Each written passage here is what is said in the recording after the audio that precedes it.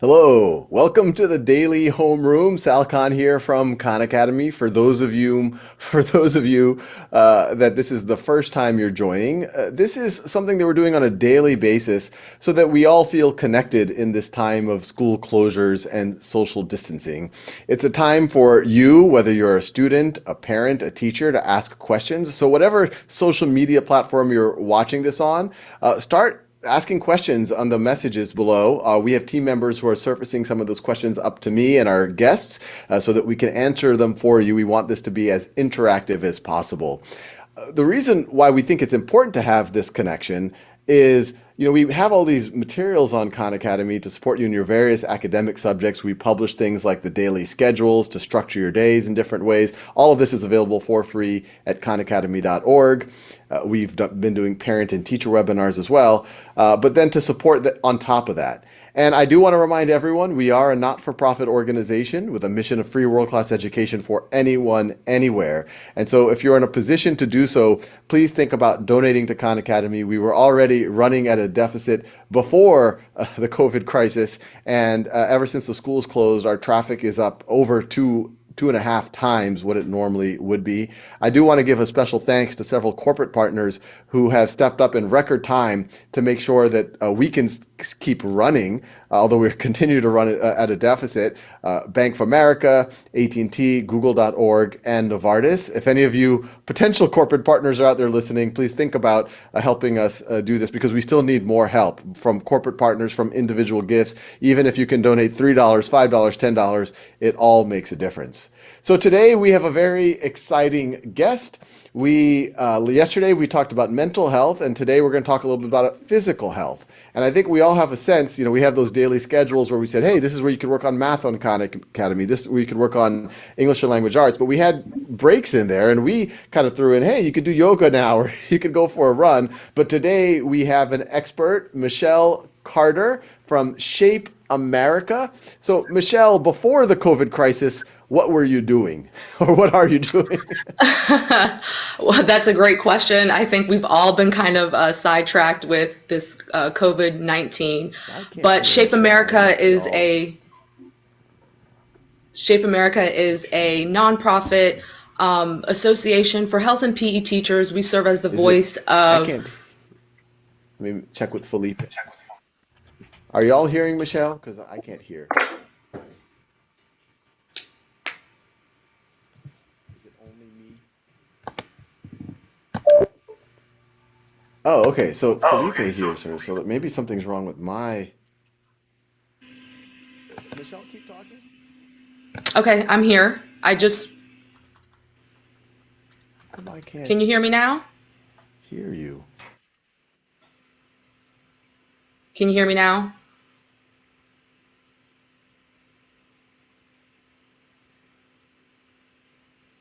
Okay. So, as I was saying, the Shape America serves as the voice of over 200,000 health and PE teachers. And so we're dedicated to helping health education teachers and physical education teachers with what they need to teach students how to live their best life physically and emotionally. So I'm a former health and PE teacher, and so I really serve as a subject matter and content expert for Shape America.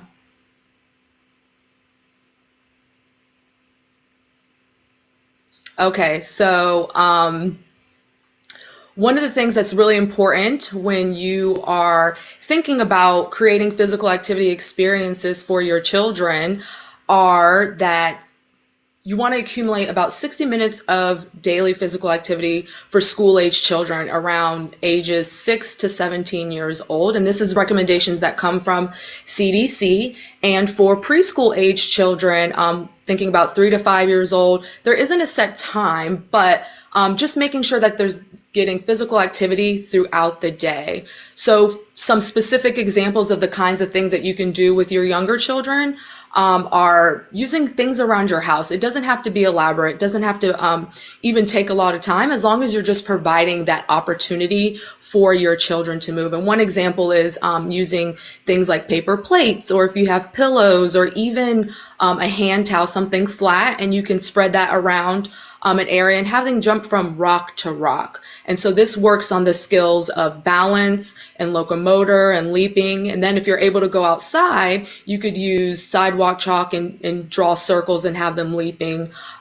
Really at the early childhood age, around 3 to 5, imaginative movement is really good for young children. Having them move their bodies in different ways. So asking them, can you make your body like a circle? Can you make your body like a triangle or the letter S? And so getting them to be creative while they're moving their body and exploring how their body moves in different ways.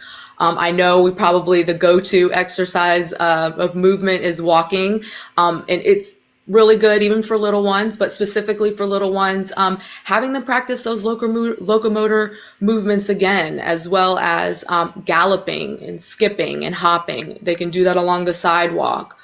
So just thinking about ways that they can move while walking.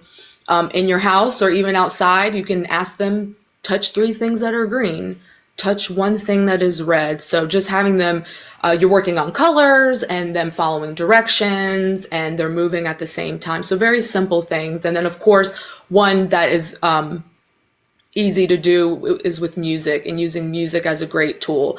So playing different types of music with fast tempos or slower tempos and asking them, well, how can you move your body to the beat of this song? So if they're moving fast, they can get kind of upbeat, or if they're slow and they move their body slow.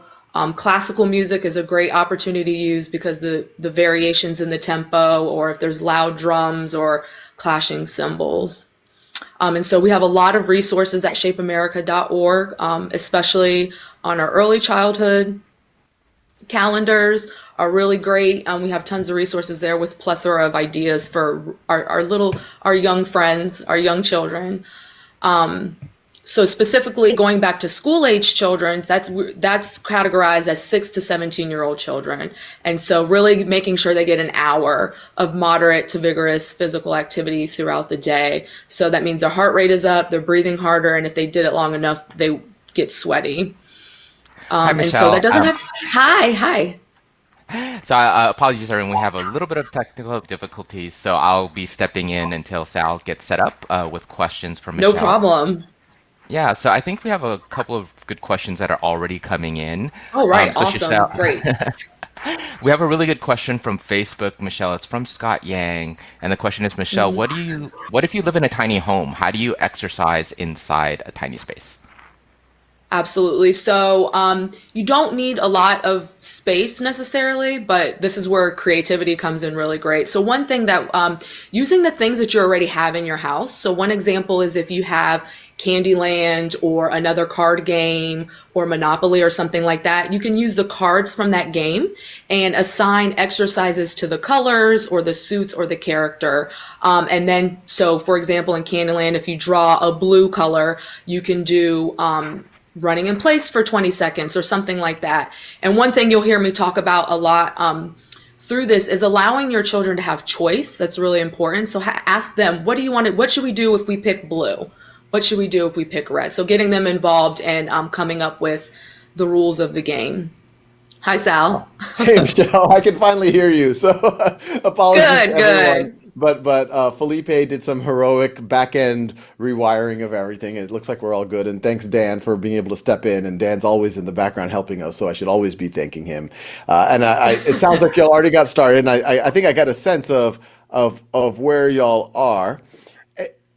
I guess maybe one way to think about it is what is, and maybe you just said this, so I'm late to Hmm. this party. It's What is okay. a target amount of physical activity that you would like children to be getting, maybe of different Sure. ages? Yes, so for that school age group, 6 to 17 years old, they're about an hour of 60 minutes of physical activity. And so we were saying moderate to vigorous. So they're breathing harder, heart rate is up. And if they were to do this activity long enough, they'd start working up a sweat. For younger children, that's preschool age, there isn't necessarily a set time, but just providing opportunities for physical activity and movement and imaginative movement throughout the day so that they can explore how their body moves. Yeah, and for those younger crowd, it's almost hard to stop them from moving. So they Yeah, get a lot of. they're I our work. bodies. I once for kicks put a step tracker on my 5-year-old and saw what happened, and he has a lot of steps in his day. But that's interesting. Oh, And I the believe hour, what it. you're saying, is kind of more a little more rigorous.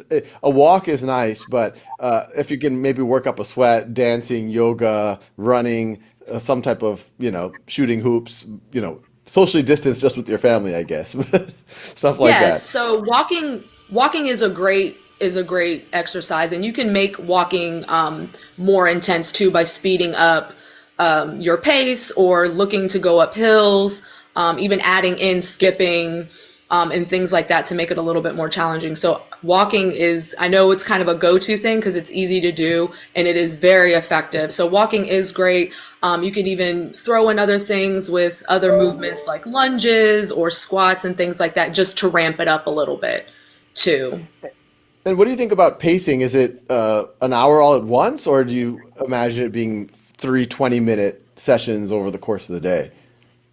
So I think breaking it up is the best. We kind of don't want to just get our bout of physical activity in one time and then be sedentary the rest of the day. So one of our recommendations is getting using creating a recess time. I know you all have been talking a lot and we've all been talking about the importance of creating these routines. So again, creating this routine of if you know you have lunch around 12 or 12:30, schedule in that 20 to 30 minutes of dedicated physical activity time before lunch. And that's really beneficial because what it does too is before lunch, it they're getting that energy out, they come and they're ready to eat. They're going to be more likely to eat those vegetables and those fruits, those healthy foods that you're putting in front of them. And it also serves as like a cool down period, so that after lunch, if you're ready to get back into the learning aspect, into academics, they're settled and they're focused and ready to learn. That's super helpful. And my sense of it is not only is it important for the physical activity component, but that blood flowing throughout the whole body is actually useful for the learning itself. So that's why it's good to go Absolutely. back and forth. So we're getting a ton of Yes. questions on social media. Oh, go ahead. Keep it. No, no, no. I'm ready for questions. Okay. Okay, so let's see. There's a couple of from YouTube. Ashutosh asks, "Hi Sal, how can someone keep a teen doing physical activities who cannot go outside because of living in a congested urban area and they like coding?" I don't know if those are the same, but someone who lives in a you live in New York in a dense environment. There might Yeah. not be a green space outside. Green space or maybe safety issues or something, just not access. Definitely. That's a great question.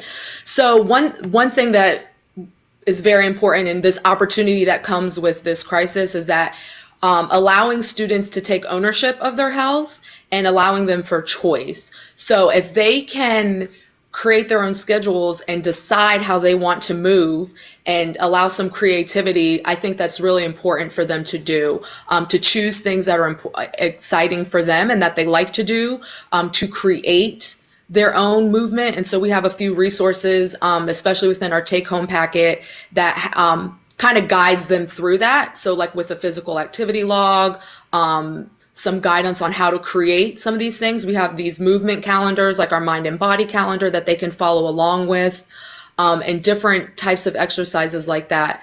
Online, too, if they're into coding, and I know we always stress about, screen time, but if they're using the screen time to find different types of ways to be active. I know there's lots of websites. I'll just Fitness Blender is one where they can create their own, they can kind of tailor it to what they want to do. So creating goals, and so we can get into goal setting with that, and allowing them to take ownership because we really want to set the stage for them to be able to keep this as they're entering into adulthood and see the value in it. Awesome. We got a lot more questions. This one from Xiao Luo on Facebook. This is just interesting. My daughter is asking if 1,000 jump ropes is enough exercise for a day for a 14-year-old. That sounds pretty intense. I don't know. What do you That does think, sound Xiao? pretty intense and very specific. So I think it would be more about the time spent If it took you 30 minutes to do 1,000 jump ropes, you'd want to look at, okay, I got half of my activity in, and so what are other ways can I get movement in? It's good for all of us, children especially, to, try not to be sitting for too long in one sitting. So that's really good, 1,000 jump ropes. But if you could also find other opportunities to get up, and even just for a few minutes, I mean, take a quick break. If you have stairs in your house or in your apartment building, walking up and down the stairs for a couple of minutes, challenge yourself in those ways. Those are great ways to continue to add to that minutes. You really want to get those 60 minutes if you can in a day. Yeah, no, but it sounds like Shao, you have a pretty hardcore daughter, but yeah, she could keep going. Yeah, Go for yeah, 1,100. keep going. A thousand is really good. Yeah, that's good. I've tried. I used to be into jump rope. It might not be physically obvious, but I used to, 1,000. Yeah, I mean, because if you're doing it fast with the fast rope, you're going about 2 per second. So yeah, it's about Right. 5-10 minutes But it's of a good getting a example of thousand. if you have a jump rope at home, you can use the jump rope to get your heart rate up and it doesn't take a lot of space. You could also use it to help stretch or use it to create balancing and different exercises with the jump rope too. So, Yeah. So the other question, so this is an interesting one. I think a lot of people are having this question generally. This is from mhm. Soham Sanu on Facebook. Is running, walking on trails outside safe during the coronavirus? So from my understanding of what I've read on the CDC guidelines, it is safe to be outside, as long as you're not coming into that within that 6 feet of someone else. So it's still okay to take your children outside. You just don't, it's not as safe to have them playing with other children or that close contact, but certainly go outside with them. We did a chalk your walk challenge on social media that was really fun. So letting them still get outside and thinking about those ways that they can move. I mean, even if it's in your driveway or if there's a sidewalk, um, draw big squiggle lines on the floor and have them try balancing and moving in those pathways. Use the music as a really good opportunity if you can play music and have them move to the music. Another thing is that we're as adults, we're a little bit further removed from physical education class. So ask them, what do you do in class, and what are some things that you think you can teach us to do that you've learned in your health and PE classes to get us moving?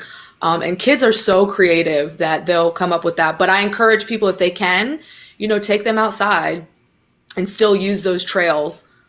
Just be mindful about how much they're being used, and then also follow your state.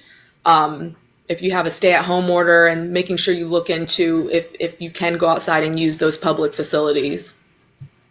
Yeah, I know personally, if not for outside, I think a lot of us would find this even that much more difficult. In my neighborhood, I'm seeing a lot of people going for walks and runs. We have a nice park locally. We have some trails not too far away, and it's really just about keeping that distance. It's almost funny in our Yes. neighborhood. You can walk and people just part, far more than 6 feet. But I think it's always good. It's always good to be prudent. So let's see. I guess, is more of a Khan Academy question, although maybe we might work Mhm. together on this, Michelle. From Camilla on YouTube, any plans of having PE health on Khan Academy? I felt like PE Oh, at great school was question. lacking. Only ever played football, so I'm learning how to be active and healthy in ways I enjoy. That's definitely an interesting idea. But in the meantime, there's a lot of stuff, obviously, on the internet, on YouTube, on Shape America's website. In our schedules, I put some of my favorite activities that you can find on YouTube, like some of these dancing things where you have to, just dance or Yeah. Dance Revolution, that type of stuff, yoga. There's a lot of stuff. I mean, there's unlimited stuff on YouTube you could find, but it is interesting if we did something as well. Right. And so I do want to make a distinction. That was a great question, Camilla, for a little plug here for Shape America, is just that distinguishing between physical activity and physical education. So physical activity is just movement and any kind of movement where you're expending energy. But physical education is really important, and especially health education. And I think we can really see it in this moment is that there's standards and objectives that go along with actual learning and physical education. So I've heard a lot of stories of, I'll give you an example of people who were athletes in school, and their coaches were telling them what to do, but as soon as they lost that coach, they were no longer involved in that sport. They found themselves, they didn't know how to actually take that, what I keep talking about, that ownership of how to take care of their health and their wellness. And so with health and physical education, it's teaching them those skills so that when they are an adult, they know how to be physically active. They have the skills so that they can be physically active for a lifetime. They do have the skills to take care of their mental and emotional health as well. And so we see it's very important right now because we're at home, and so we're finding challenges of being physically active. We're also finding challenges of taking care of our emotional and our mental well-being as well. So if you ever change your mind, Sal, Shape America is here to help you with that.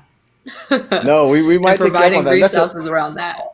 And that's a really good distinction you made, which is it's not, I mean, the physical activity is important, especially in this time, but it's that plus the knowledge, the frameworks, the self-agency that can be taught in a traditional physical education or health class. Absolutely. Absolutely.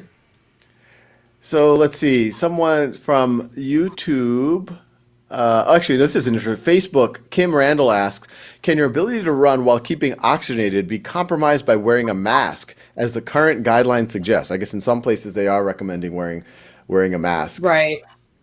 Well, I'm not sure. You would probably want to consult with a doctor because yes, wearing a mask can impede your breathing and it could make labor your breathing. So I would probably err on the side of caution with using a mask um, while doing something that's very strenuous and you're taking a lot of you're breathing in, you're breathing harder and you need more oxygen. So walking with a mask is absolutely fine. But if you're doing something like high intensity interval training, you might want to do that somewhere where you don't need to wear a mask. Yeah, I remember when they had the fires here in California and the air quality wasn't so great. I was wearing one of those N95s, and yeah, it is very hard to run with an N95 mask on. Yes, It definitely, definitely. you don't get a lot of air through. So this is an interesting question. It's both academic and from a physical education point of view. It's from YouTube. Sure. In my non-traditional life, that's the username. Any advice for kids who are resisting following a schedule, doing any schoolwork or exercise? I don't want to push too hard during this traumatic time, but my sibling has been resistant. So how do you convince That is people? that's a great question. So I kind of thought about that a little bit. I think really when you think about ways where what's engaging to that person, what is that person like? This is a strategy in teaching as well too, is like getting that person to choose and identify the things that they like and how can they use that to incorporate into physical activity, and really identifying what some of the immediate benefits are with that. What's the benefit of being physically active? So if they're complaining about, I'm not sleeping well, physical activity is a great way to promote sleep. Figure out some of those things of what they're going through. I'm feeling lonely, or I'm just kind of down in the dumps about not being in school. And so those kinds of things. Physical activity is a great way to kind of lift moods and spirits, and talking about that. And that really, part of, if it's another a teenager or a young person who isn't an adult, it's like, well, we can't get too out of that routine. We're going to have to go back to it eventually. We're taking a big pause in our life, but we want to sticking with the schedule. It'll make us feel better physically. It's going to make us feel better emotionally. No, that's great advice. And what I'm finding, my youngest, who's 5 years old, oftentimes if you ask to do something directly, he automatically resists. Like, take a bath. He's like, no. Let's go for a walk. He'll say no. But if you do a little bit of a deflection, maybe stroke his ego a little bit, say, hey, that was really Yep. amazing how you got that stuff done. Hey, can we talk about it now? I'm just going to be outside. And then, as soon as they're outside, then then all sorts of good stuff happens. Yes, that's true. And yesterday I remember even talking about that praise too. Point out the great things that that person has, those strengths and stuff like that. So yes, that's a great tip. Yeah, I hate to admit it, but I think it works with me as well. But It does. We had a running joke in my family where, if I wanted to get my younger siblings to do something, all I had to do was say, "I'll time you." So, my oldest is like that. You measure it, he wants to do it. So right, let's that see. challenge. So Facebook, Lillian Carrera Senko asked, "What are your feelings about preschoolers incorporating yoga into their physical activity for the day?" I think it can be done well. It's a good strategy of like stretching and kind of using what I mentioned earlier is about that imaginative movement. So If you're talking about different things like cobra pose and talking about we can be like cobras and snakes and getting into that position that way and kind of just picking ones that are fun for them to do. Child's pose, I think it's a nice way to get them to move. And then again, asking them, well, what are some different ways we can stretch our bodies together? And so allowing them to really explore. So with the little ones, like preschool age, it's about them being able to explore the body movement, how their body moves in those kinds of ways. So yoga is a great way to kind of lead them into that, and then asking them what other animals in nature can we move with. That's great. And, yoga itself, my understanding is it was first developed thousands of years ago in India as a way of preparing the body for meditation.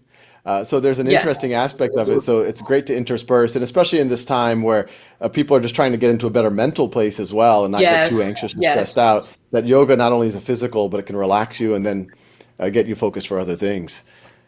Let's see. absolutely. There's a lot of questions of here. For Sophie Foster on YouTube asks, what kind of foods would you eat to get more energized after doing more PE, or I guess in general, more energized? That's a great question. So carbohydrates are usually foods that fuel you. They are our body's number one source of energy.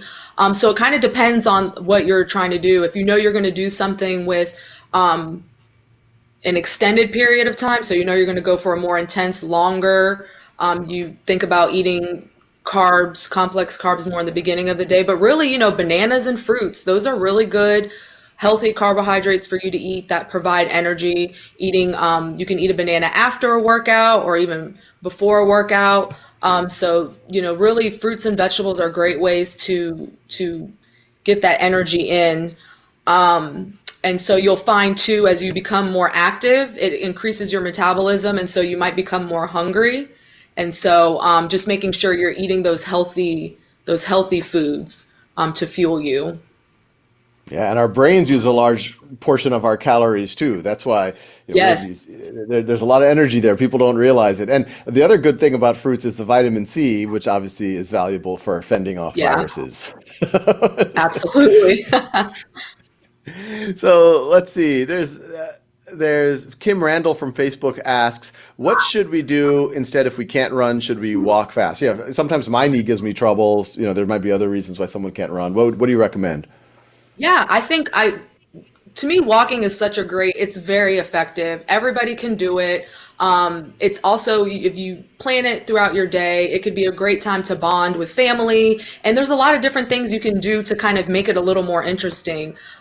Speaking again towards the younger children, name 10 things that start with the letter of your name that we see on our walk.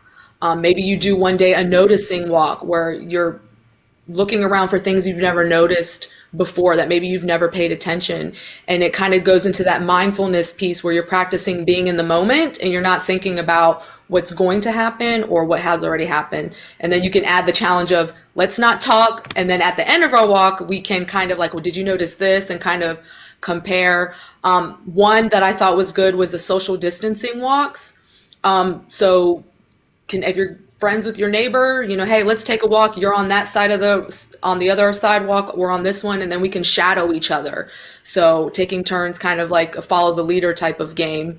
And then, yeah, changing the speed and tempo of your walk. Those are simple ways to do it. You speed walk for a minute and then, a leisurely walk for 30 seconds or, going up and down. And that helps burn more calories too if you can't do other more intense forms of exercise.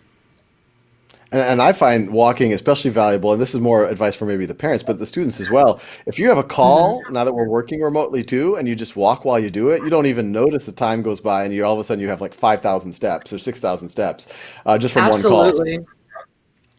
Yep. So it looks like we're getting more and more questions. This is a very popular topic, but we're pretty much at time. My apologies, both to you, Michelle, and everyone else for some of No the technical problem. difficulties I had on my end.